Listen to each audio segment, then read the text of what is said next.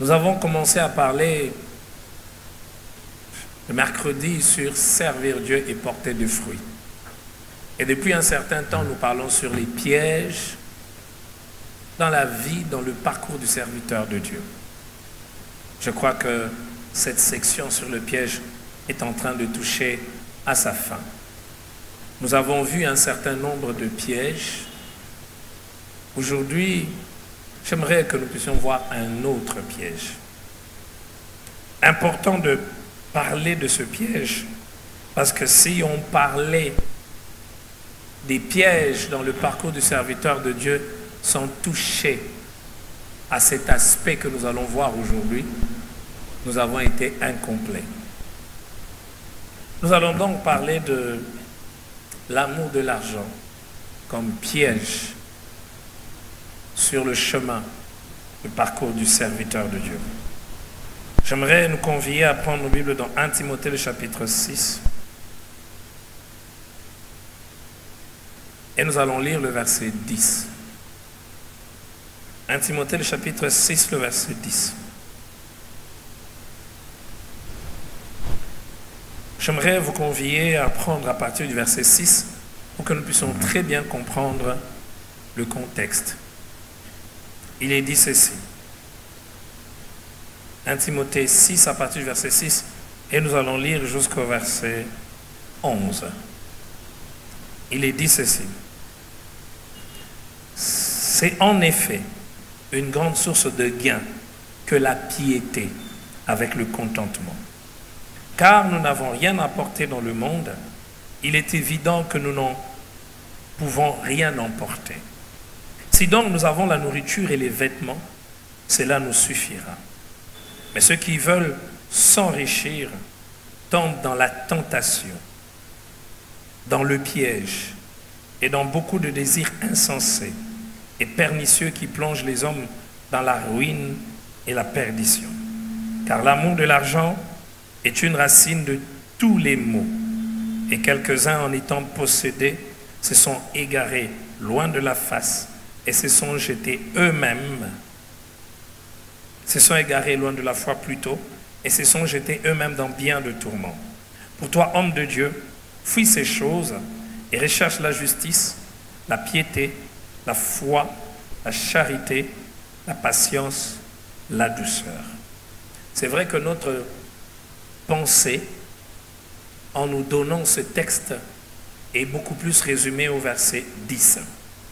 L'apôtre Paul, qui écrit cette lettre à Timothée, insiste sur les dangers qu'il y a dans l'amour de l'argent. C'est important d'attirer une attention particulière sur le fait que l'apôtre ne dit pas que l'argent est la racine de tous les maux. L'amour de l'argent, par contre, est la racine de tous les maux. Chaque fois que nous abordons cette question de l'argent, établir un équilibre est vital. Parce que si on n'établit pas un équilibre, on tombe dans une mauvaise attitude vis-à-vis de l'argent. Et c'est d'ailleurs ce qui fait souffrir plusieurs personnes. Une mauvaise attitude vis-à-vis de l'argent. Il y a ceux qui prennent l'argent comme leur maître, qui prennent l'argent comme étant ce qui va définir leur valeur, leur importance. Il y en a aussi qui disent carrément qu'ils n'ont pas besoin d'argent, qui méprisent toute notion ou toute conception d'argent. La conséquence, c'est qu'ils n'apprennent rien sur l'argent. Ils ne cherchent même pas à découvrir ce que la Bible enseigne sur l'argent. Et ils ont beaucoup de difficultés. Derrière leur, entre guillemets, marche de sainteté et marche de sanctification, se cachent à ce moment plusieurs difficultés et plusieurs défis financiers.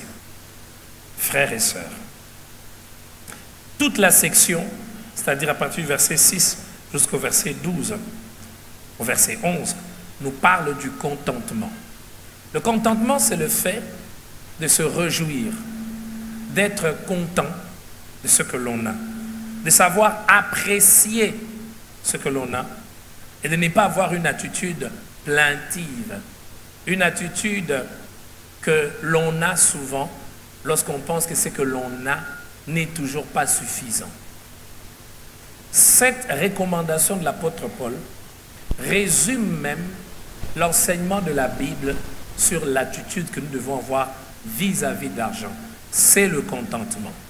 Savoir se réjouir, savoir apprécier ce que l'on a.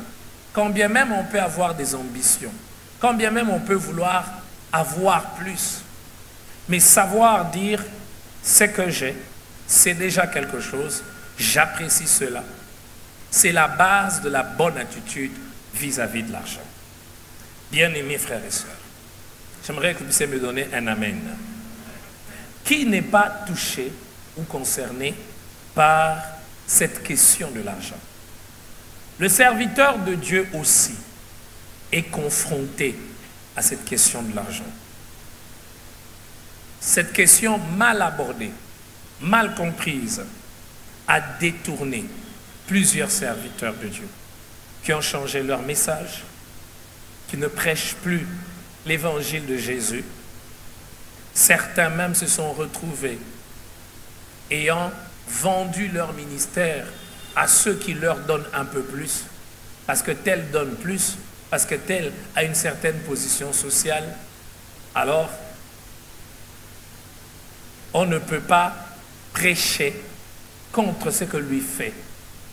Et plusieurs ont eu certaines vérités bibliques, plusieurs vérités bibliques, pour mettre à l'aise certaines personnes qui ne doivent pas être dérangées par l'annonce de certaines vérités qui sont pourtant bibliques et qui sont fondamentales. Bien-aimés frères et sœurs, j'aimerais nous parler ce soir en 4 points. Premier point, c'est que l'amour n'est pas. Souffrez qu'aujourd'hui je vous donne le plan de notre partage de ce soir.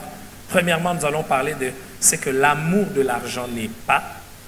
Deuxièmement, c'est que l'amour de l'argent est et ses conséquences. Troisièmement, comment combattre l'amour de l'argent. Cinquièmement, et quatrièmement plutôt, et la prospérité dans tout ça. C'est un point d'interrogation. Et la prospérité dans tout ça.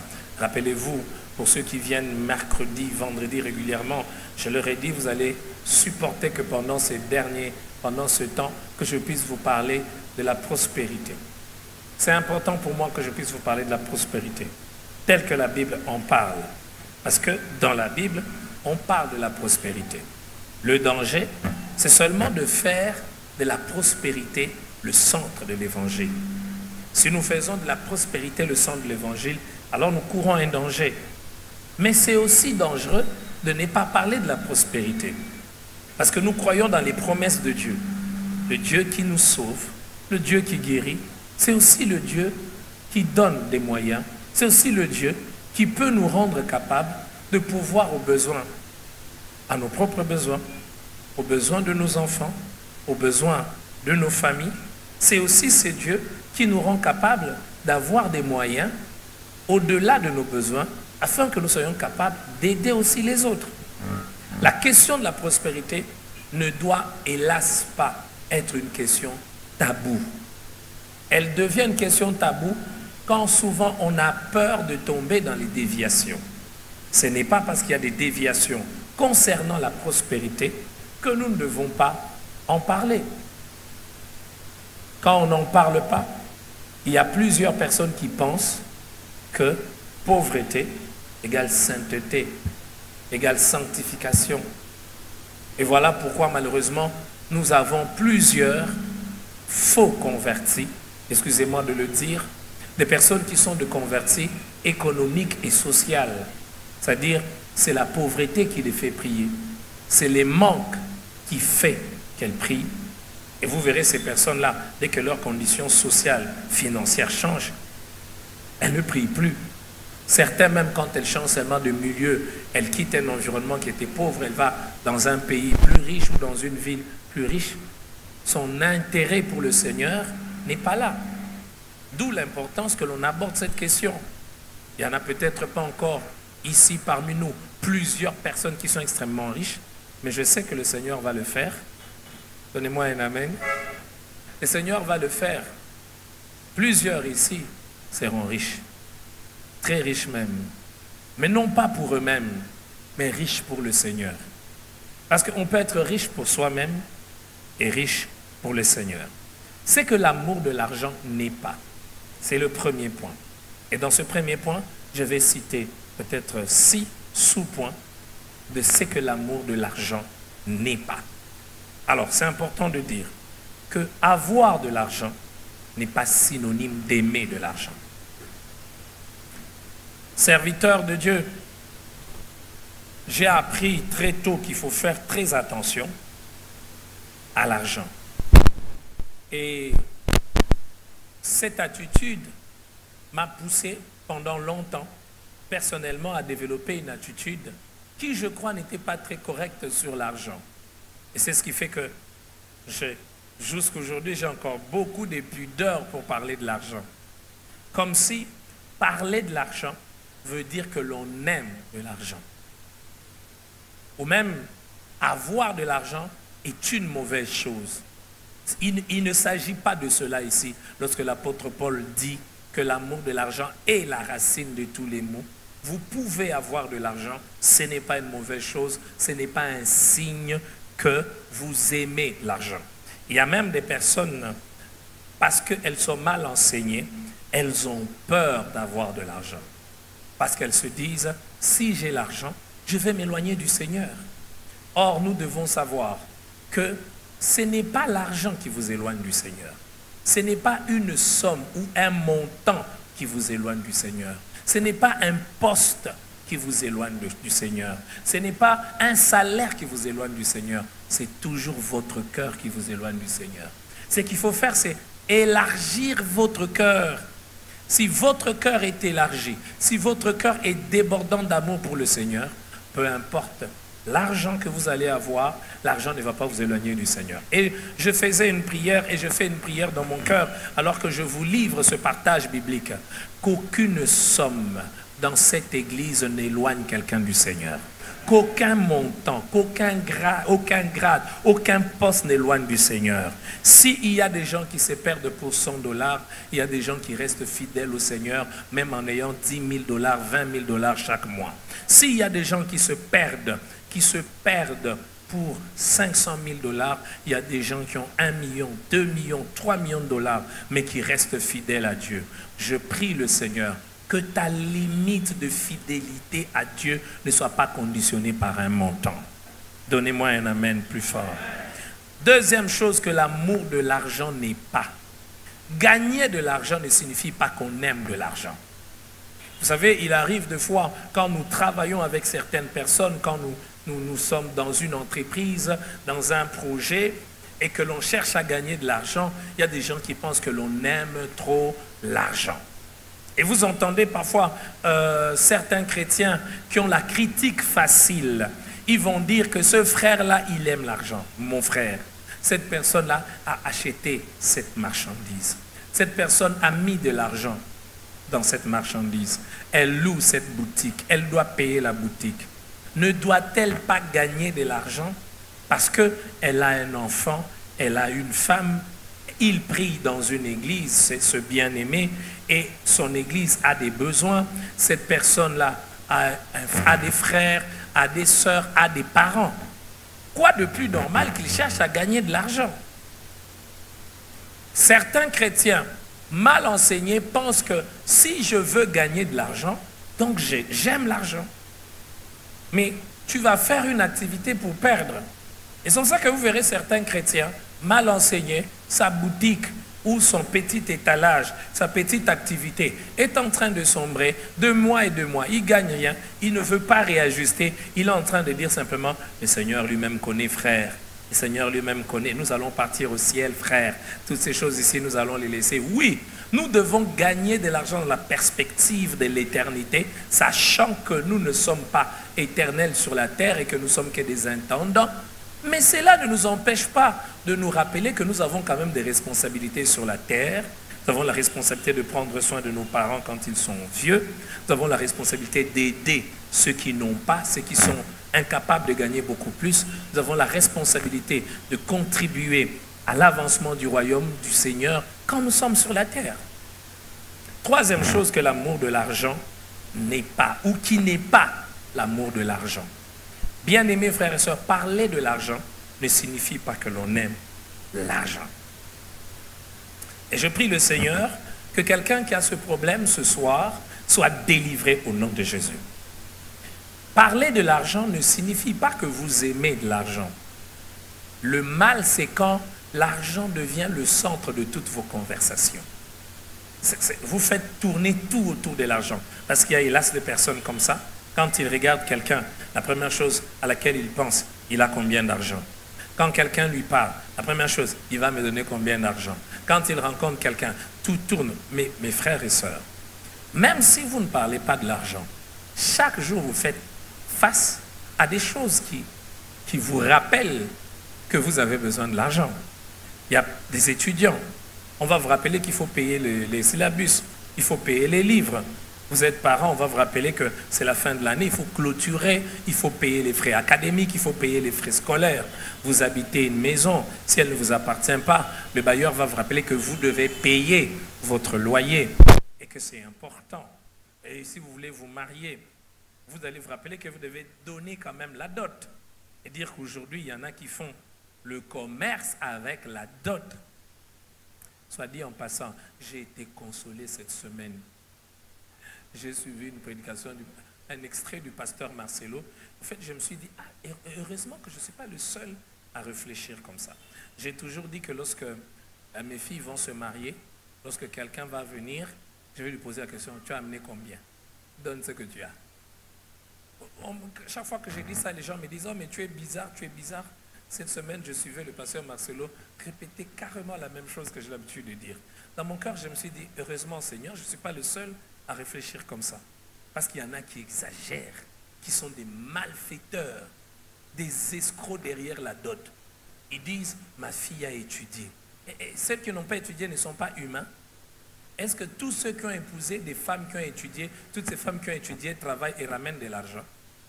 Et puis quand tu payes les études pour ta fille, tu ne payes pas pour que son mari vienne te remettre l'argent. D'ailleurs, ce que tu demandes, ça ne te remet pas l'argent. Tu payes les études pour ta fille parce que tu l'aimes. Maintenant, je paye les études pour mes filles parce que je les aime. Je ne paye pas avec idée qu'ils vont se marier. Il y en a même qui demandent 4 ordinateurs. 4 ordinateurs. Téléphone Android, iPhone. Et qui précisent les pouces de quoi? Des cheveux indiens. Et on précise. Et après, tu viens dans les mariages. J'ai fait marier ma fille. Escroc, tu as vendu ta fille. Je crois que c'est important que l'on revienne aux fondamentaux. Il y a beaucoup aux fondamentaux du christianisme. Il y a beaucoup de gens qui n'arrivent pas à se marier à cause de ces pratiques qui ne sont pas correctes autour de la dot. Même dans la culture de nos villages, la dot était d'abord quelque chose de symbolique. Il faut que l'homme puisse démontrer qu'il est capable, qu'il peut travailler, qu'il peut nourrir sa femme. Mais aujourd'hui, c'est devenu un fonds de commerce. Bon, voilà. Ce n'est pas cela le sujet, mais ces petits détours en valaient quand même la peine. Parce que si on ne sait pas parler à ceux qui sont déjà parents, qui ont déjà des filles, parce qu'ils ont déjà mis des calculs, mais à ceux qui sont plus jeunes, on peut encore parler. Nous devons arrêter cette mentalité. Et on donne maintenant la liste. Ça ne s'appelle pas liste, ça s'appelle facture. Il y en a même qui disent facture. 40 casiers de sucré. 40 casiers de sucré. Et maintenant, quand on va là-bas, on va commencer à discuter. En lingala, Coca-Cola. On commence à discuter. Papa, diminuez un peu. Moi, j'ai honte quand je vais comme ça. Et la plupart des frères et sœurs, quand je vais dans leur dot, je leur dis, j'espère qu'on ne va pas discuter. Parce que dès qu'on commence à discuter, je me dis, Seigneur Jésus, on a vendu le frère, la sœur. Les sœurs qui ont été vendues, levez les mains. Vous avez été vendus? Ce qui est fort, c'est qu'il y en a même d'autres sœurs qui appuient ça. Il faut qu'ils sentent. Il faut appeler ça bon et belé. Et puis tu es fier. Moi, on m'a doté à 2500. Moi, on m'a doté à 1000. Et ceux qu'on a doté à 100 au village. Et ceux qu'on a doté à 3000. Tous vous êtes dans le mariage. Est-ce qu'il y a le front, on a écrit que toi, on t'a doté à 3000. Toi, on t'a doté à 4000. Ça s'écrit sur le front. Ou ceux qui ont été dotés à 3000, c'est la garantie qu'ils auront un mariage stable. On connaît des gens qui se sont mariés à des millions, mais le mariage n'a pas fait 5 mois. Allez, revenons à ce que nous étions en train de dire. Bien-aimés frères et sœurs, c'est important de savoir que parler de l'argent ne signifie pas que l'on aime de l'argent. Et c'est comme ça que vous verrez que certaines personnes ne veulent pas, par exemple, que leur épouse leur parle de l'argent. Dès que l'épouse parle de l'argent, l'homme commence à dire « Oh, toi tu aimes beaucoup l'argent ». Généralement, quand un homme dit comme ça, c'est qu'il ne veut pas qu'on lui demande des comptes.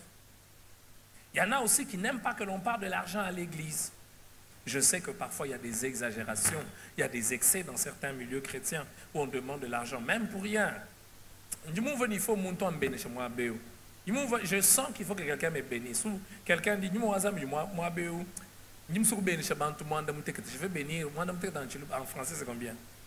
Je vais bénir 7, j'ai dit un chiffre que je ne connais même pas. Je vais bénir 7 personnes ici. 100. Il vous dit comme ça? Non, quand on demande de l'argent à l'église, on doit être clair. Voilà, nous demandons, à part les offrandes et les dîmes, mais quand on fait une collecte spéciale, ça doit être précis. On doit savoir pourquoi est-ce que vous nous demandez cet argent. C'est vrai qu'il y a cet excès, mais c'est vrai aussi qu'il y en a qui ne veulent même pas qu'on parle de l'argent à l'église parce qu'ils vont dire, ces derniers temps à l'église, on parle trop de l'argent. C'est qu'on aime l'argent. Hein? Notre pasteur commence à aimer l'argent. Notre responsable commence à aimer l'argent. Parler de l'argent ne signifie pas forcément que l'on aime de l'argent. Sinon, on fait de l'argent un sujet tabou. Et plusieurs ont fait de l'argent dans leur vie un sujet tabou. Frère, vous devez parler de l'argent. Vous devez réfléchir autour de l'argent. Parce que si vous n'en parlez pas, vous n'allez pas réfléchir. Et le refus de parler de l'argent fait que plusieurs chrétiens ont des défis énormes sur le plan financier. Plusieurs églises ont des défis énormes. Plusieurs serviteurs de Dieu ont des défis énormes sur le plan financier. Au nom de Jésus, que les finances ne soient plus un défi pour nous dans cette église, au nom puissant de Jésus. Votre amen, il est malade. Quatrième chose, que l'amour de l'argent n'est pas. Travailler ne signifie pas que l'on aime de l'argent. Parce qu'il y a des gens, quand quelqu'un travaille, il dit, toi tu aimes trop les choses de la terre. Et vous entendez parfois des serviteurs de Dieu, surtout quand on est jeune et on n'est pas encore marié, on n'a pas une femme qui va te rappeler qu'elle n'a pas d'habit, on n'a pas un enfant qui va manquer de lait. Tu vois, le jeune, dans son excès de zèle, il aime le Seigneur, il parle en langue, il crie, il est tout le temps, il dit, frère, moi je n'aime pas les choses de la terre, moi je n'irai pas travailler, moi je vais être à temps plein. Il faut d'abord correctif. Travailler à l'église, ce n'est pas inférieur à travailler dans un bureau. Et toi qui travailles à l'église, et toi qui travailles dans le bureau, nous tous nous travaillons. Donnez-moi un amen. J'aimerais donner à un jeune homme un conseil, parce qu'il y a aussi des jeunes ici qui sont appelés à travailler à temps plein. Soyez décomplexés de cette mentalité que celui qui travaille dans un bureau vous dépasse, vous qui travaillez à l'église. Parfois, vous qui travaillez à l'église, vous travaillez beaucoup plus que ceux qui travaillent dans les bureaux. C'est vrai qu'il y a ceux qui travaillent à l'église, mais qui sont paresseux. Ils sont là à l'église, ils tournent les pouces. Et puis ils attendent, il y aura culte. Regarde les offrandes. Non, ce n'est pas ça. Si vous travaillez vraiment pour le Seigneur, vous travaillez à l'église, je vous assure que ça va vous prendre votre énergie, votre temps, votre réflexion. Et d'ailleurs, ça ne s'arrête même pas. Mais voilà. Il y en a qui disent, dans leur mauvaise compréhension, ils disent, oh, mais vous allez travailler. Non, non, non, vous n'aimez pas Dieu. Nous, on aime le Seigneur. Toi, que tu es mal ou toi, que tu bien, c'est bien, on a tout abandonné, on s'est sacrifié pour Dieu. Frère, si tu n'as pas l'appel à temps plein, on n'a pas besoin de te voir à l'église ici tout le temps. Quand tu viens à l'église, tu dois avoir un objectif. Tu viens à l'église pour faire quoi? Quand tu ne sais pas pourquoi tu es venu à l'église, frère, tu as perdu le temps. Il y a quelqu'un qui m'a dit, non, j'étais venu seulement pour voir comment ça se passe à l'église. Donc tu as quitté chez toi pour voir comment ça se passe à l'église. Tu es le gardien de l'église. Quand tu viens à l'église en disant, je suis venu par exemple pour prier. Je suis venu parce qu'il y a un programme. Je suis venu parce que je suis dans tel département. Mais tu viens te mettre à l'église. Quelle honte. Et quand on te dit, fais un peu un travail. Frère, nous sommes des princes. Les princes ne peuvent pas faire n'importe quel travail. Nous sommes les princes. Quelqu'un a répondu, les oiseaux du ciel ne sèment ni ne moissonnent. Frère, toi, tu n'es pas l'oiseau du ciel. Toi, tu n'es pas l'oiseau du ciel. C'est comme ça qu'il y a beaucoup de mendicité dans nos églises. Il y a beaucoup de mendicité dans nos églises. Et j'ai remarqué que même, et soit dit en passant, serviteur de Dieu, parce que nous parlons de cette question de l'argent, l'argent une mauvaise attitude de l'argent peut vous faire perdre la dignité. Serviteur de Dieu, au-delà de tout, n'empochez pas n'importe quel argent. Ne soyez pas prêt à prendre n'importe quel argent, mettre dans votre poche. Si l'argent peut faire que vous ayez les yeux courbés devant quelqu'un, ne prenez pas cet argent. Gardez la possibilité de regarder quelqu'un droit dans les yeux et de lui dire, ça ce n'est pas bien, voici la parole de Dieu. C'est ça la dignité d'un homme de Dieu. Quand tu n'es plus capable de dire la vérité, tu n'es plus un homme de Dieu. Quand tu ne peux plus dire la vérité à une sœur, parce que tu as des messages avec elle, parce qu'elle connaît tes secrets, tu n'es plus un serviteur de Dieu, tu es devenu un jouet. Quand tu ne peux plus dire la vérité à un homme, parce qu'il te donne de l'argent, parce que c'est pour cela, frère, tout argent, il ne faut pas prendre.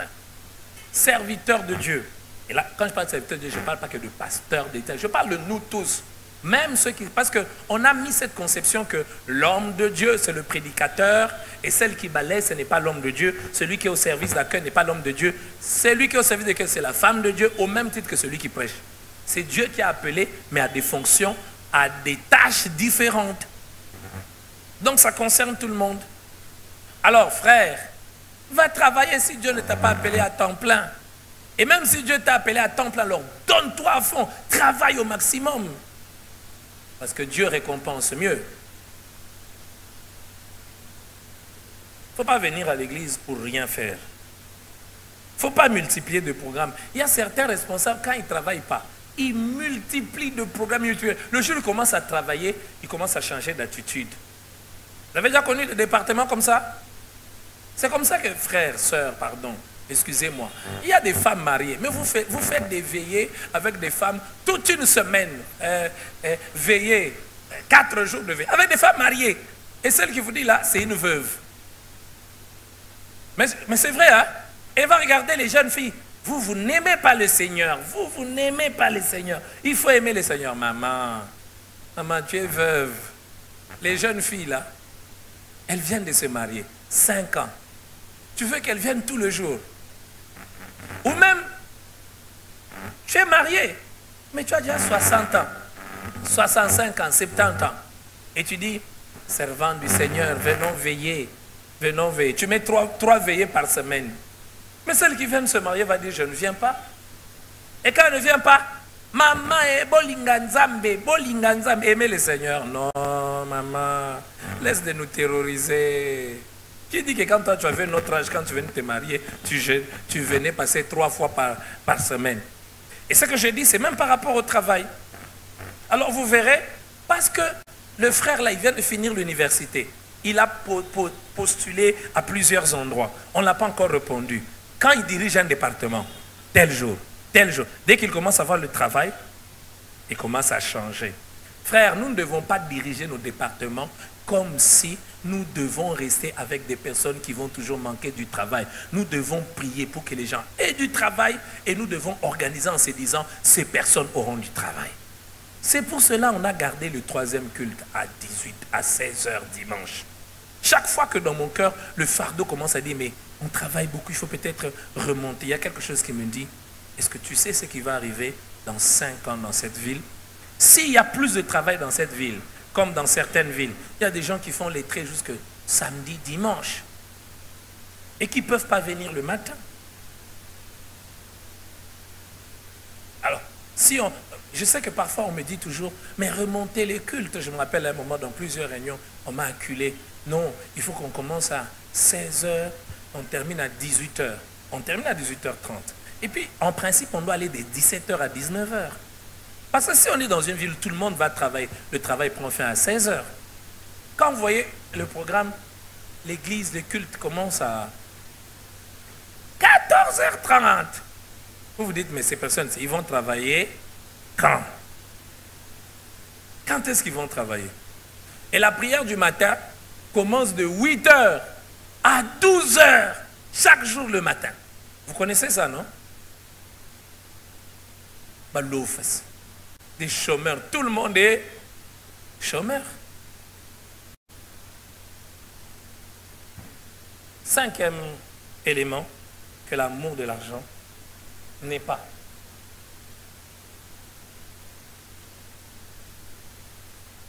Demandez des comptes. Quand vous avez donné de l'argent à quelqu'un pour faire quelque chose, n'est pas synonyme que vous aimez l'argent. Demandez des comptes. Frères et sœurs, nous avons une culture dans notre ville, dans notre pays et même dans nos églises de ne pas rendre de compte. Et vous entendez même quelqu'un à qui on a donné de l'argent. Il dit, je traduis, pour le peu d'argent que tu m'as donné,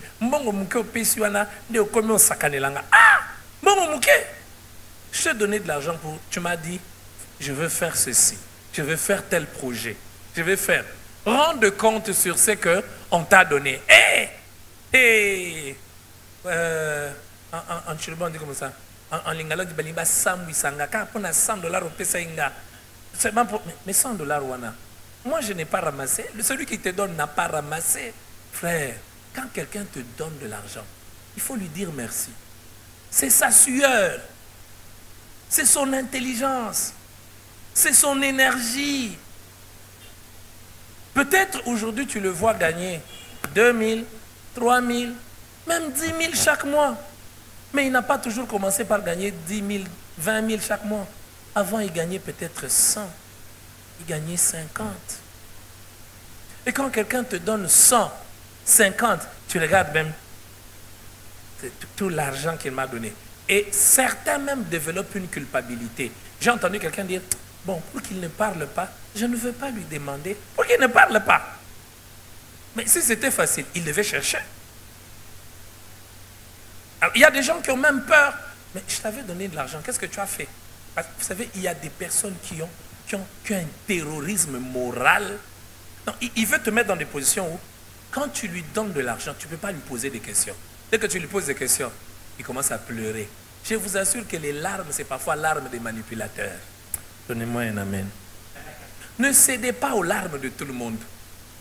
Il pleure, mais tu dis, rends-moi des comptes. Qu'est-ce que tu as fait avec ce que je t'ai donné? Là, quelqu'un, tu lui donnes, tu lui confies par exemple une tâche dans une entreprise, dans une société. Et cette tâche nécessite que vous mettez de fonds à sa disposition. Vous mettez de fonds à sa disposition. J'en parle, frères et sœurs, parce que c'est très, très important. Très important. Et c'est ce qui fait que plusieurs tombent dans ce piège de l'amour de l'argent. Et d'autres même pensent qu'ils ont un problème alors qu'ils n'ont pas de problème. Ils réagissent seulement normalement. Comment on peut te donner 500 dollars et tu ne veux pas qu'on te rende compte?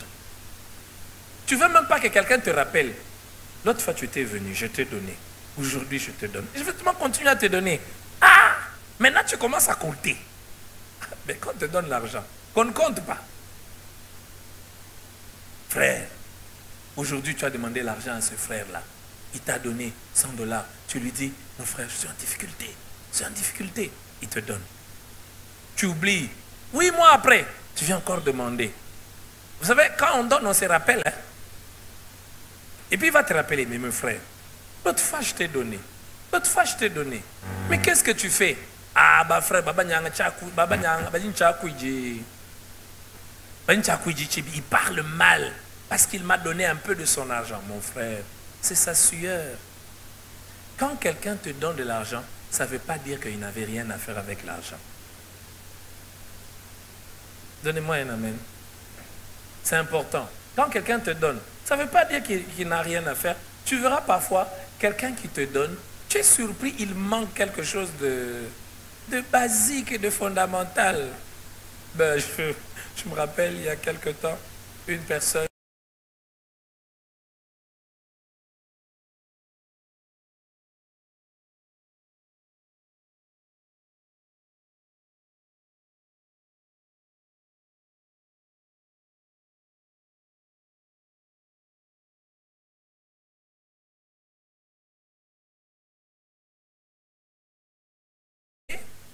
que j'ai tout. Frère, demander des comptes ne veut pas dire qu'on aime de l'argent. Il y a des gens qui disent, vous me contrôler. Surtout quand tu travailles pour quelqu'un. Il y a des gens, quand ils travaillent pour quelqu'un, ils veulent qu'il n'y ait aucun contrôle. Ils peuvent vendre, ne pas écrire dans les cahiers. Ils peuvent vendre, prendre un peu, payer des choses. Il y en a même qui disent, mais j'avais dit que j'allais te dire, frère, quand tu travailles pour quelqu'un, tu ne peux pas prendre son argent sans son autorisation.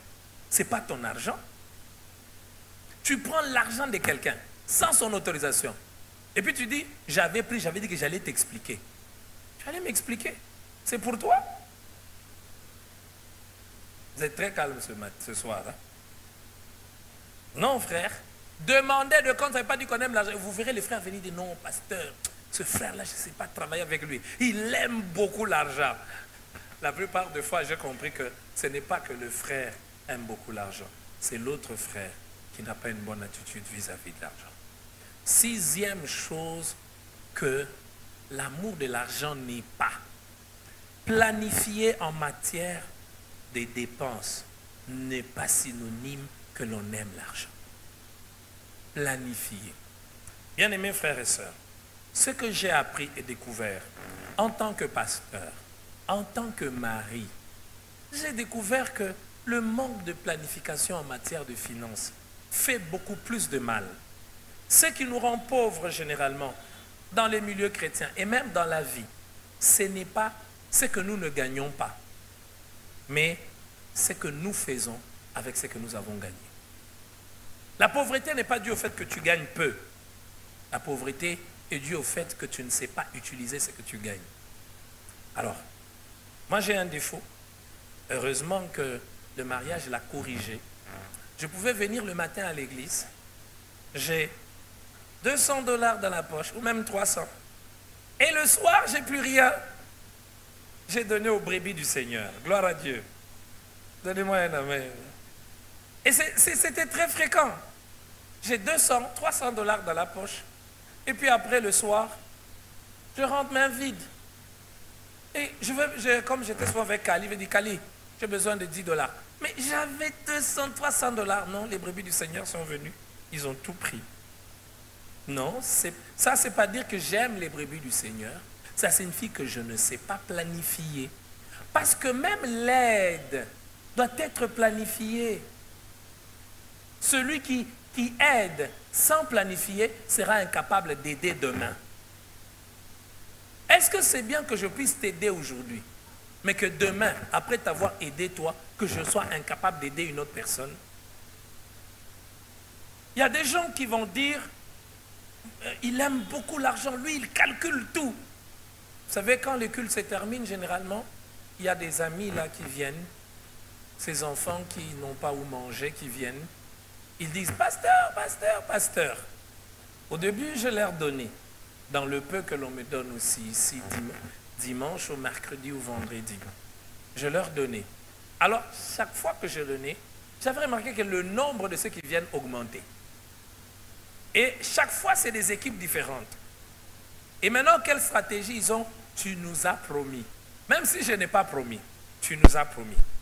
Finalement, j'ai décidé, malgré le cœur que j'ai décidé, non, je ne vais plus continuer à leur donner.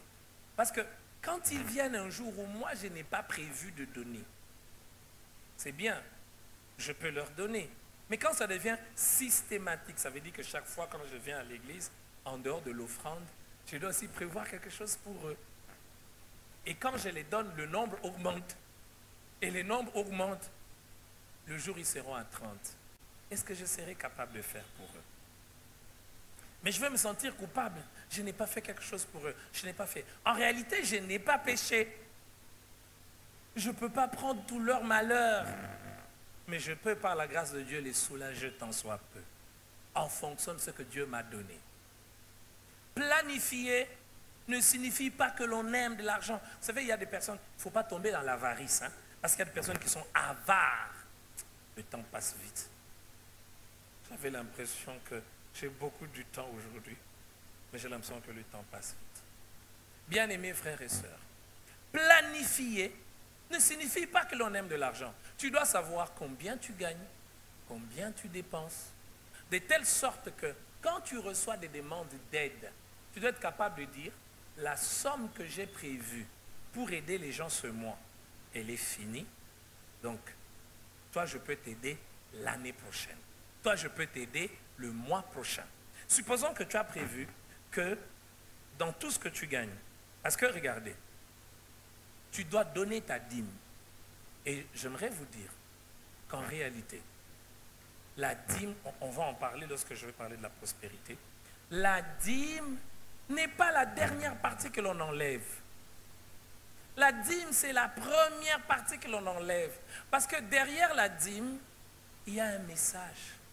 Derrière la dîme, il y a un acte d'adoration. Quand tu donnes ta dîme, tu dis à Dieu que tu es le propriétaire de ce que j'ai. C'est pour cela que quand quelqu'un ne donne pas sa dîme et il dit qu'il aime Dieu, il faut questionner son amour pour Dieu. Je doute fort que quelqu'un qui ne donne pas sa vraie dîme aime Dieu. Nous allons le voir. Il n'y a pas un domaine où on peut démontrer qu'on aime Dieu plus que le domaine de l'argent. La Bible dit, là où il y a ton trésor, c'est là où il y a ton cœur. C'est pour cela, vous voyez que des gens sont prêts à se vendre pour l'argent. Des gens sont prêts à s'empoisonner pour l'argent. Des gens sont prêts à se tuer pour l'argent. Des personnes sont prêtes à se prostituer pour l'argent. Pourquoi vous pensez que les gens sont prêts à faire ça pour l'argent? Parce que l'argent représente quelque chose d'important. Si ton adoration ne touche pas ton argent, ton adoration n'est pas vraie. C'est comme ça que vous allez remarquer que même dans tout l'Ancien Testament, et je crois que l'Ancien Testament, c'est l'ombre des choses à venir, l'Ancien Testament nous éclaire et nous illumine. Lisez dans l'Ancien Testament, il n'y a pas d'adoration à Dieu sans don, sans sacrifice. C'est vrai qu'aujourd'hui on va dire, ah mais Christ c'est notre sacrifice spirituel. Oui, Christ c'est notre sacrifice spirituel. Christ a tant aimé, il a donné. Si nous aussi nous disons que nous l'aimons, nous devons faire quoi? Nous devons donner. Nous devons donner. Celui qui ne donne pas sa dîme n'aime pas le Seigneur. Il se trompe lui-même. Regardez Jésus même avec le jeune homme riche. Le jeune homme riche vient, il pose des questions au Seigneur. Le Seigneur lui dit, voilà, fais ceci. Il dit, j'ai fait cela. Mais malgré qu'il avait fait cela, il sentait dans son cœur que ça n'allait pas. Alors le Seigneur va lui dire quoi? Va, vends tout ce que tu as. Et là, le Seigneur a touché à son véritable problème. Son véritable problème, c'est qu'il était tellement attaché à ce qu'il avait. Alors, revenons. Quand vous avez de l'argent, la première chose que vous devez faire, c'est enlever la dîme. Ce n'est pas la dernière chose. Et aujourd'hui, dans l'Ancien Testament, dans la Nouvelle Alliance, la dîme, c'est la plus petite partie que tu puisses donner à Dieu. C'est la plus petite. Donc, si tu es incapable même de donner la dîme, frère, c'est que ton cœur, il est malade. Tu n'aimes pas Dieu. Si tu es encore au niveau où tu peux calculer et que ta dîme tombe 2000, 3000, 4000 $, puis tu dis, je ne peux pas donner comme ça, c'est beaucoup, frère. C'est que quelque part, tu n'aimes pas le Seigneur. Quand tu es chrétien, tu as une société. Ta société doit donner la dîme. Donnez-moi un amen. Parce que d'ailleurs, quand tu diriges une société, tu dois te payer toi-même dans la société.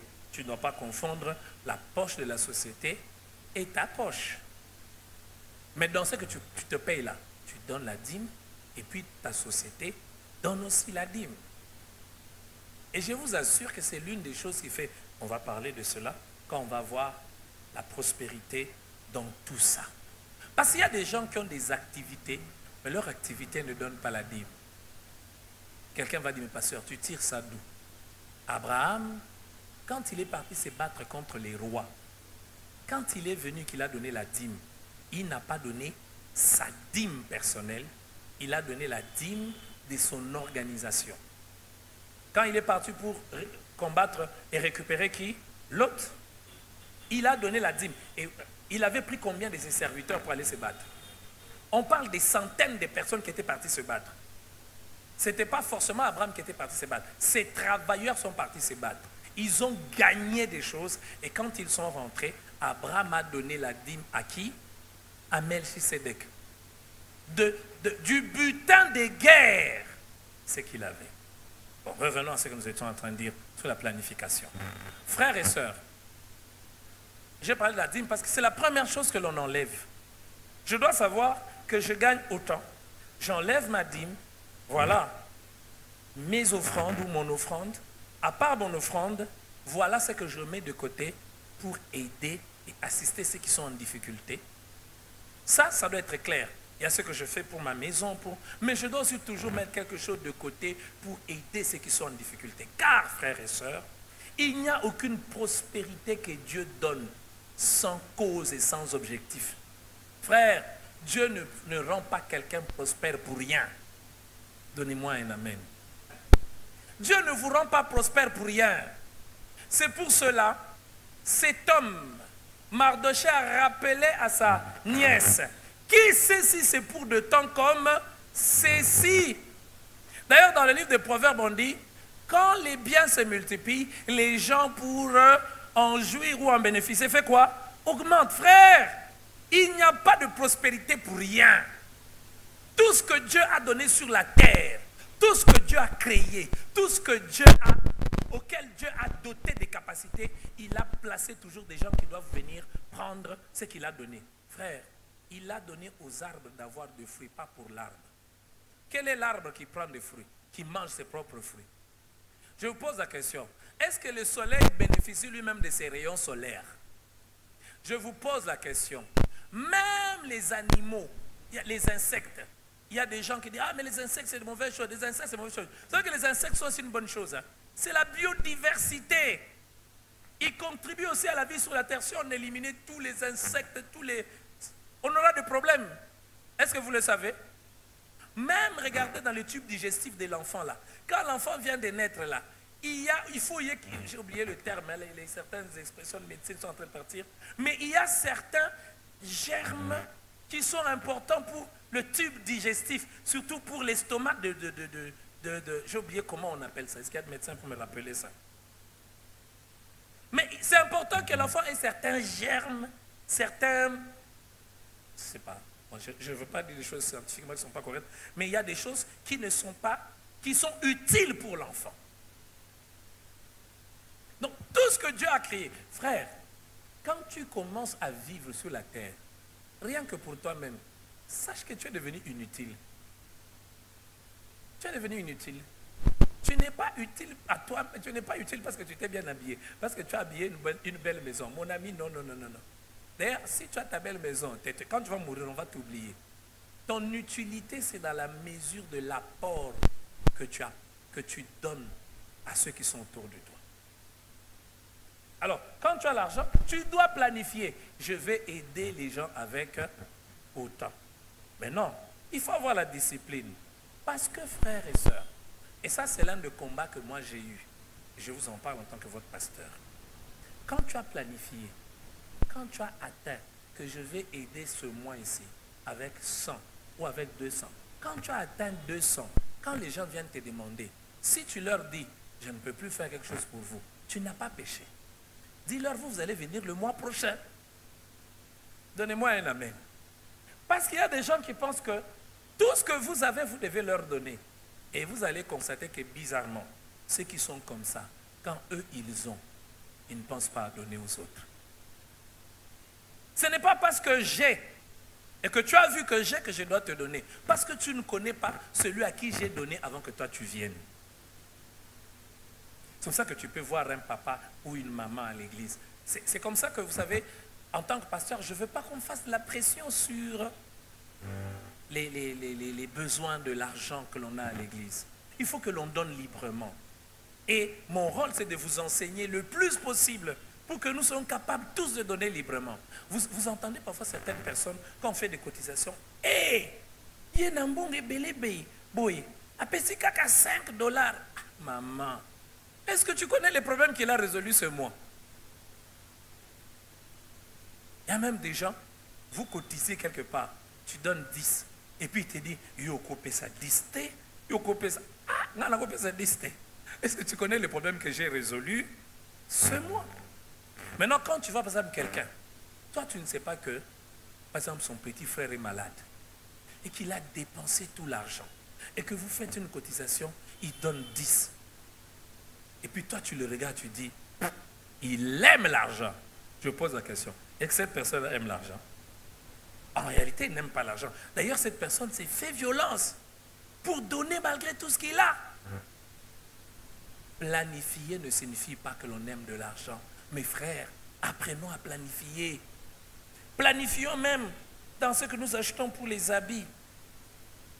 Planifions. Que Dieu nous aide. Soyez libérés de cette mentalité dès que quelqu'un vient te vendre quelque chose. Non, tu vas payer. Je ne vous assure pas combien de difficultés on a eu même ici à l'église. Quelqu'un qui vient, non, moi je n'ai pas besoin de l'argent. Vous allez payer même dans 3 ans. Eh, c'est vrai, on va payer dans 3 ans. Dès qu'on récupère, le premier mois, il vous laisse. Deuxième mois, j'ai besoin de cet argent-là, comprenez. Et c'est comme ça que j'ai maintenant un cœur dur. On dit un cœur dur. Hein? Quand on n'en a pas besoin, on n'en a pas besoin. On en prenait d'abord, et ça j'ai vu surtout par rapport à certaines choses, certains matériels, certains services. Non, prenez d'abord, prenez ceci, vous allez. Il dit, mais on n'a pas de l'argent maintenant pour payer ça. Non, non, non, non, non. Vous allez me payer après. Tu es sûr, frère, qu'on va te payer après? Parce que nous, on n'a pas planifié ça maintenant. Non, prenez d'abord, vous allez payer. Mais après, comme on n'avait pas planifié, maintenant on doit se remettre. Est-ce qu'on doit faire ça? Est-ce qu'on ne doit pas faire? À ce moment-là, toi, tu as besoin de l'argent. J'en parle par rapport à l'église, mais je sais qu'il y en a aussi qui ont beaucoup de problèmes ici, qui ont pris des habits, qui ont pris des pagnes, qui ont pris des babouches, qui ont pris des bijoux. Ma soeur, tu n'as pas prévu d'acheter ça. Tu achètes ça pourquoi? Tu prends pourquoi? Elle est commerçante. Elle ne veut pas garder l'argent et la marchandise dans ses mains. C'est mieux que l'argent, que la marchandise soit dans tes mains parce que ça représente déjà de l'argent. C'est comme ça qu'elle va te dire, prends, non, tu vas me payer quand tu voudras. Tu vas me payer quand... Si vous faites ce commerce-là, pardonnez-moi, mais j'enseigne l'église. J'ai mal parlé. Donnez-moi alors un amen. Ma soeur, ce babouche-là, tu n'as pas planifié ça ce mois pour prendre. Maintenant, elle te dit, non, prends seulement, prends. Pourquoi elle te force? Elle te force parce qu'elle a dépensé de l'argent pour acheter. Plus ça traîne dans son stock, plus ça va se détruire. Alors, vaut mieux que ça soit entre tes mains. Quand c'est entre tes mains, c'est déjà de l'argent pour lui. Maintenant, toi, tu ne comprends pas. Tu prends chez ce frère, tu prends chez celle-là, tu prends chez 4 personnes. Papa, maman. Quand on veut te vendre quelque chose à crédit, on ne t'a pas lié. Tu peux refuser, donnez-moi un amen. Tu as pris même les crédits des plantes. Les sœurs qui font ça, pardonnez-moi. Hein? N'est-ce pas? Vous m'avez pardonné? Sinon, tu vas porter. Bon. Que Dieu nous aide. Que Dieu nous aide à ne pas porter des choses pour lesquelles nous n'avons pas encore payé de l'argent. Vous rigolez? Mais c'est la vérité. Que Dieu nous aide, nous tous, à porter des choses pour lesquelles nous n'avons pas encore payé. Si tu as porté quelque chose pour lequel tu n'as pas payé de l'argent, enlève ça, mets ça dans ta maison, et puis quand tu vas finir, tu vas payer, tu vas porter ça. J'ai mal parlé. Les mamans, arrêtez de payer, de porter des choses. Tu as porté ça, surtout les babouches. Tu as pris, ça s'est abîmé, tu n'as même pas encore payé. Il y a des cas comme ça. Hein? Tu as pris ça, ça s'est même... Et puis maintenant, ça commence à t'énerver quand on demande l'argent. Mais le Congo, tu n'as lati mingi tebe, lati quand même. Oh,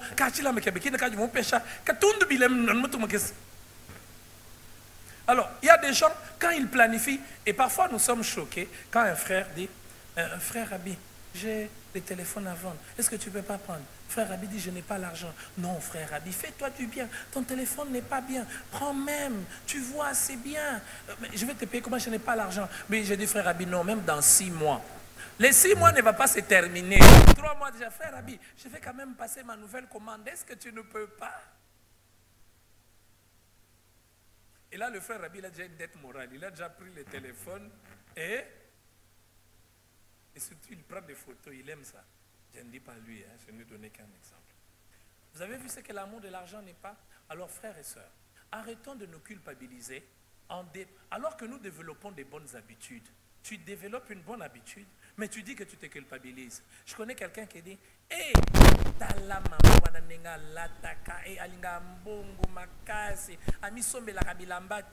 oh, tu connais ce projet? Tu connais bon, je sais qu'il y a des gens qui ont la théorie, il faut se faire du bien. Quand il porte son habit, il dit bon, c'est bien. Dans la vie, nous ne sommes pas tous à la même saison. Il y a des gens, ce qu'il a déjà fait lui permet de vivre d'une certaine manière. Mais toi, tu n'as pas encore fait certaines choses. Moi, je crois que tu ne peux pas payer un habit de 1000 $. Tu n'as même pas un petit terrain. Celui qui t'en sort, c'est un habit de 1000 $. Tu n'as même pas un petit terrain. Même pas un petit, même pas dans votre village. Mais tu achètes un habit de 1000. Tu as un téléphone de 500 $. 500 $, frère. Les Bakwang ont vendu des parcelles même à 300. Vrai ou faux? S'il y a des Bakwang ici, pardonnez-moi, je n'ai donné que l'exemple de ce que vous avez fait, n'est-ce pas? Bon, pas vous, ce n'est pas vous qui avez vendu. Ce sont vos frères. Nos frères. Oui, maintenant quand tu vois quelqu'un, il porte ces catchs-là, et ces catchs, tu regardes le prix. Oh, mais c'est 300 $. Maintenant, toi, tu veux aussi acheter des catchs de 300 $, frère, alors que ton salaire, c'est 200 $. Donc, les catchs coûtent plus que ton salaire. Tu vas te sacrifier pendant 6 mois pour payer ces catchs. Est-ce que tu ne peux pas te sacrifier pour commencer une activité? Est-ce que tu ne peux pas te sacrifier pour commencer une activité?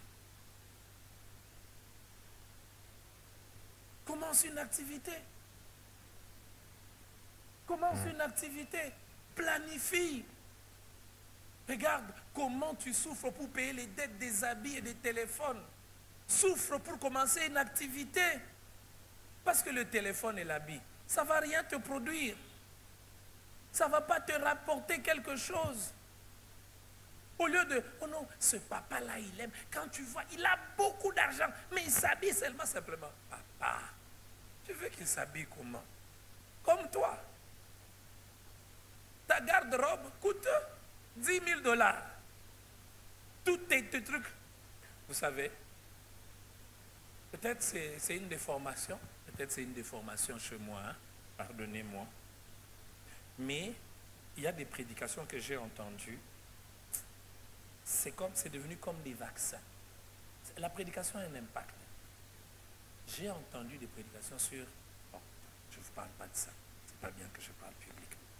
Mais quand j'étais élève, j'ai entendu un pasteur, peut-être certains le connaissent ici, le pasteur Tchalo.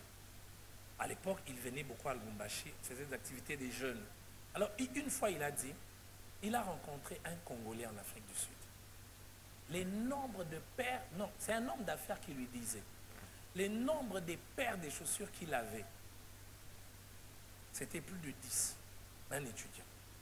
Il rencontre un homme d'affaires qui était de loin plus riche que l'étudiant. Mais cet homme d'affaires-là n'avait que des chaussures à l'époque, à Lubumbashi, on appelait les chaussures des bata. Vous savez les chaussures des bata? On ne sait pas bata. Je ne sais pas comment vous expliquer. Mais il n'avait que ça. Il n'avait que ça. Et je vous assure que l'homme d'affaires était scandalisé de voir l'étudiant congolais avec autant de chaussures. Et je vous assure que c'est resté gravé dans ma tête. Je vais vous partager un secret. Je ne me rappelle pas quand est-ce que j'ai eu 4 paires de chaussures. Même 3. Non. Si j'en ai beaucoup, c'est 2. Mais vous-même, vous pouvez me contrôler. Hein? Quand je porte, soit c'est le noir, soit c'est le rouge. Et je peux en porter le même là. Même 4 mois, 5 mois, je le porte. Et maintenant, je sais qu'il faut que je paye ce qui est fort. Quand c'est résistant, c'est résistant. Quand j'en ai plus de 4, c'est qu'on m'a donné. Je ne sais pas si mon épouse se rappelle. Alors que moi-même, j'avais une seule paire de chaussures. Une fois, j'ai acheté, elle était en voyage. Vous savez, j'ai acheté des paires de chaussures quand un dimanche, je ne sais pas qu'est-ce qui s'est passé, la porte de la chambre s'est bloquée. Donc je ne pouvais pas ouvrir. Or, la seule paire de chaussures était dans la chambre. Ce dimanche-là, on a dû appeler un frère qui avait une boutique ici, qui a une boutique ici pour dire, frère, on a besoin de chaussures. Et c'était l'occasion pour que j'ai une deuxième paire de chaussures. Mais parce que, je vous assure, quand je vous prêche, là, c'est mes chaussures qui vous prêchent. Mais je dois être présentable. C'est important pour vous respecter, n'est-ce pas? Il ne faut pas que je m'appelle. Je dois vous honorer aussi.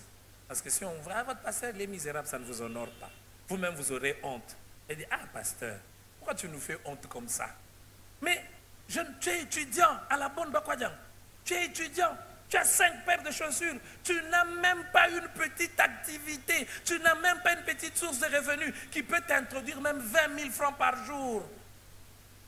C'est parce que tu ne planifies pas. Comment tu peux planifier pour payer les dettes, mais tu ne planifies pas pour quelque chose qui peut t'aider à progresser?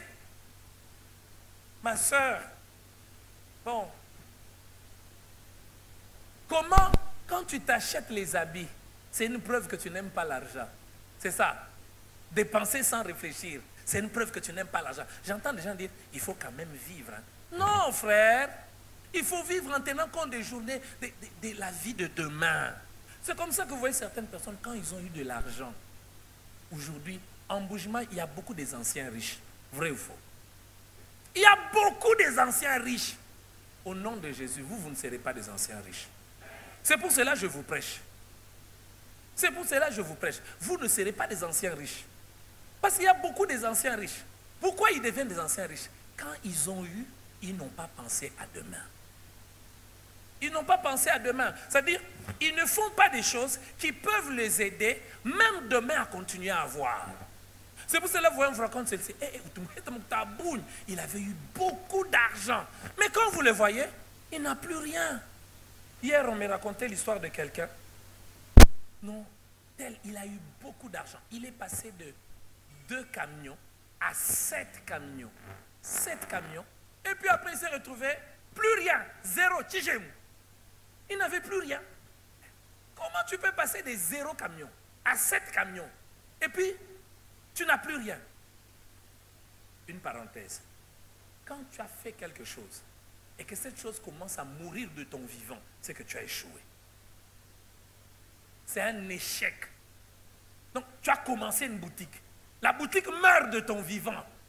Elle meurt de ton vivant, tu vois. C'est comme un enfant que tu as donné naissance. Quel est le parent qui a la joie de voir son enfant mourir alors que lui est vivant? C'est comme je suis pasteur, je suis vivant, et l'église c'est vide de mon vivant. L'église c'est vide. Cette semaine, Rabbi me disait, c'est cette semaine, il dit, pasteur, j'ai l'impression que tu es un éternel insatisfait. Oui, mais bien sûr, il faut que ça compte. Parce que ce qui ne progresse pas est mort. Cette année, vous savez qu'on a connu une croissance. Entre janvier et maintenant, premier et deuxième culte, seulement le premier et le deuxième culte, on atteint aujourd'hui 1600, 1650, 1500 points. Peut-être vous ne ressentez rien. Mais mon épouse, elle est témoin. Ça rumine dans mon cœur. Quelque chose de mon vivant, ça meurt. Tu es encore vivant. Et puis ça meurt. Alors, de ton vivant, tu as eu 2000, 3000, 10 000, 20 000, 100 000 de ton vivant.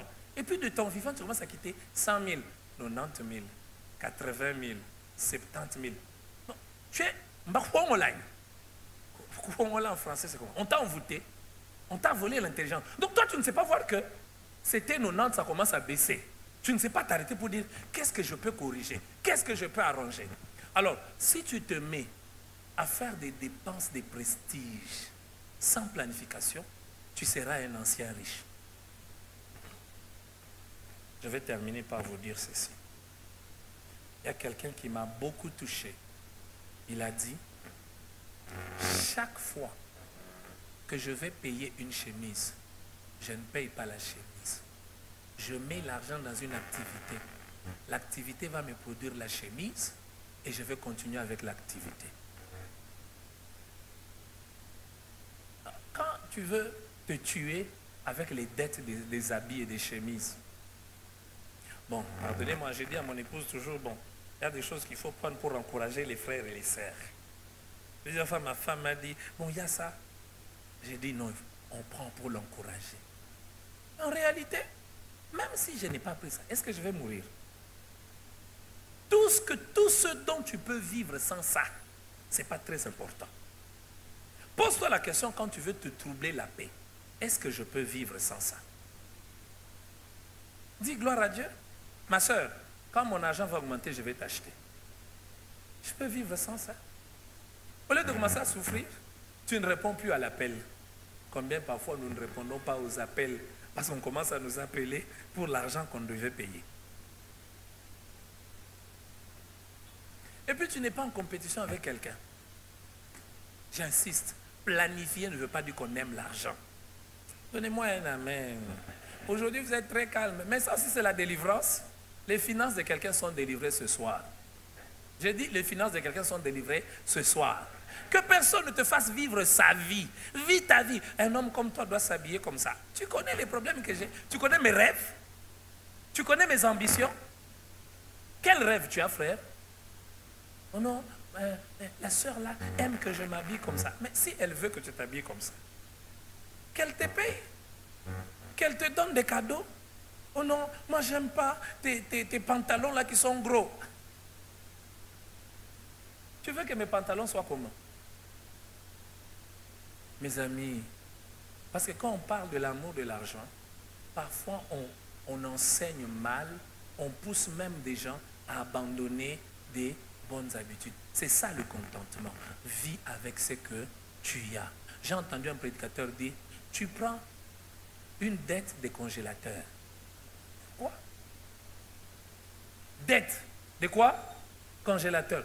Tout ce temps, ceux qui vivent sans congélateur, ils meurent. Que Dieu nous délivre des dettes. Non, je suis sérieux. Que Dieu nous délivre de toute dette inutile. Non, je répète, que Dieu nous délivre de toute dette inutile. Non, donnez-moi un amen plus fort. Et si nous avons des dettes, forçons-nous de les payer rapidement. Tu as pris dette de congélateur. Et on peut vivre sans congélateur?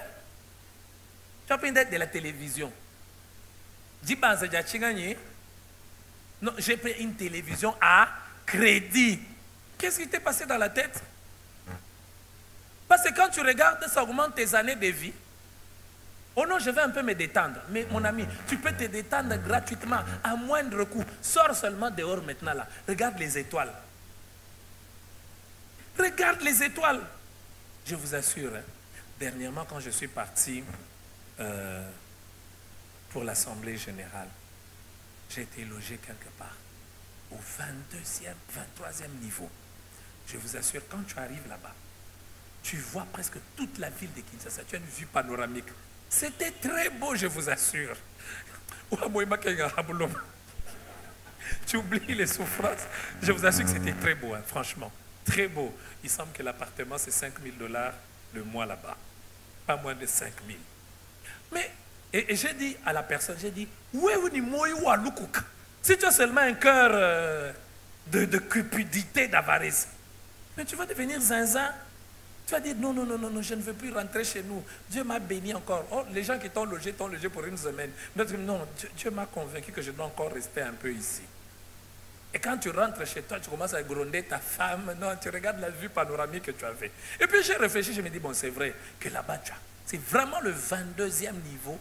Et tu vois toute la vie. D'ailleurs, il y avait un concert quelque part. Quand je suis rentré, j'ai dit à mon époux, j'ai dit, mais attends, à cet endroit-là, tu n'as même pas besoin de payer le concert. Tu t'arrêtes seulement au balcon là.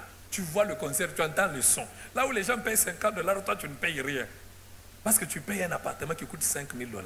Maintenant, si tu n'es pas intelligent, tu vas travailler avec l'objectif que moi aussi, j'aimerais payer l'appartement de 5 000 $. Dès que tu commences à gagner 20 000 $, tu cherches un appartement de 5 000 $. Qui vit? C'est ça la vie. Si je veux une vie panoramique, mon ami, Jimba n'a bon zolap. Ou bien n'a bon zolap. Où est le chance à mon paya? Tangil. Mais c'est vrai. Mais c'est vrai. Banda bonzola, et ta vue panoramique eba, mais ni jitalala. Kuyumui bato, oula la mujitalala, ujumwa kumwana muntu kaba iba kwenza mu journal ni muiba walu ba ko abu vie panoramique chibi mu journal mu message ba kwamba Kimom. Non mais c'est vrai, mes amis, planifions, ce n'est pas un péché, planifions. Je m'étonne qu'aujourd'hui vous ne dites pas beaucoup d'amen. Planifions, soyons libres. N'achète pas ce dont tu n'as pas besoin. Dis-toi, si je n'ai pas ça, est-ce que je vais mourir? Alors si je ne meurs pas, où est le problème? Je ne vis pas avec. Frère, si tu as une paire de chaussures, mais tu gardes, tu économises, est-ce que tu vas mourir? Est-ce qu'on te paye parce que tu as porté plus que nous tous? Quand tu regardes cette télé-là, oh non, moi ma maison manque de télé. Mon ami, est-ce que tu as besoin d'une télé? Tu as besoin? Oh non, je suis entré dans la maison de l'autre, mon ami. Même si j'entrais dans ta maison, il y a des fauteuils. Tu entres. J'aime ce qu'un prédicateur a dit. Ça m'a délivré. Les prédications que moi j'écoute, mon épouse le sait. Ça me change. Et j'écoute beaucoup les prédications. Il y a 2 jours, j'écoute 5 prédications. Ces derniers temps, j'ai repris. On va lui acheter des chaussures. Il donne l'argent. Il dit, acheter des chaussures, d'autant ramener l'argent. Celui qui va l'acheter dit, mais je n'ai pas trouvé, je t'ai acheté. Il a dit, quoi? Pourquoi tu m'as acheté des chaussures qui coûtent autant? Il lui a posé la question. Et c'est quand je porte, il y a les pneus dans ces chaussures. Mon ami, quand même là où je vous ai dit, là où j'étais là, vue panoramique là, quand je monte là-bas, vous croyez que ça augmente mes années de vie? Il y a des gens qui sont là-bas qui meurent de cancer, qui ont tellement de problèmes, qui sont acculés à gauche, à droite. Certains même montent, ils se tuent. Maintenant, toi, tu vas te tuer. Tu es entré dans la maison de Rabbi, tu as vu des belles chaises, tu as vu... Et moi, je vis mal. Qui t'a dit que tu vis mal? Ça cache des secrets. Tu sais les problèmes qu'ils ont avec leurs choses là. Tu as vu une soeur à l'église, elle s'est bien habillée. Ton cœur n'est pas en paix, surtout les mamans, pardonnez-moi. Non, non, non, non. Cette maman, elle est à un niveau. J'ai l'impression qu'on est venu accompagner les gens sur la terre. Tu peux venir accompagner qui? Pour la robe. Elle a fait son mariage. Son mariage. Toi, tu es là en train de regarder. De regarder. Maintenant, comme il y a eu mariage, c'est quel jour? Il y a eu mariage le samedi. Ils sont venus à 2. On a prié pour eux. Et puis c'est fini. Ils ont commencé leur vie à 2. Mais toi, quand tu vas dans les fêtes des gens, tu commences à calculer. Et moi, quand je vais entrer aussi dans ma fête, je vais faire ma fête, pour impressionner qui? On va venir, on va manger, on t'a amené des papiers hygiéniques. Mais c'est vrai, il y a des gens, j'ai entendu quelqu'un, il regarde les cadeaux. Ah, ils sont méchants. Qui me dit, bah, toi, agis là. Il se fâche pour les papiers hygiéniques qu'on l'a amené. Mais toi, tu t'es battu pour le mariage, tu t'es battu. Tu as appelé 4 photographes. 4? Pardonnez-moi. Mais les photos de mon mariage, aujourd'hui, les enfants sont en train de jouer et de déchirer. Dernièrement, j'ai dit, mais ces photos ici, cet album, je me rappelle combien on a dit, il fallait payer, c'était autant. Je vais vous dire le montant. Maintenant, toi, tu prends 4 photographes. Et puis tu dis, moi je ne peux pas faire le mariage sans photographe. Je ne peux pas dire. J'ai entendu des sœurs dire ça. Et puis j'ai posé la question à la sœur. Même dans cette fête ici, toi tu contribues avec combien? Ta famille contribue avec combien? Tout c'est l'homme qui contribue. Mais toi tu dis, il doit m'honorer, non? 4 photographes. Non. Tu n'as pas besoin de 4 photographes. Ah, tu as un téléphone iPhone. Demande à ton ami, quoi, tu as une photo chez Gagné? Prends les photos sur le téléphone. Ce que je veux vous dire, c'est le contentement. Et cette discipline ne va pas nous tuer. Mes frères, je vous en prie, moi, votre frère, votre pasteur, j'aimerais vous dire, mal gérer l'argent, c'est jouer avec sa vie. Être discipliné en matière d'argent ne signifie pas qu'on aime l'argent. C'est une bonne chose. Soyons disciplinés. Que Dieu nous bénisse.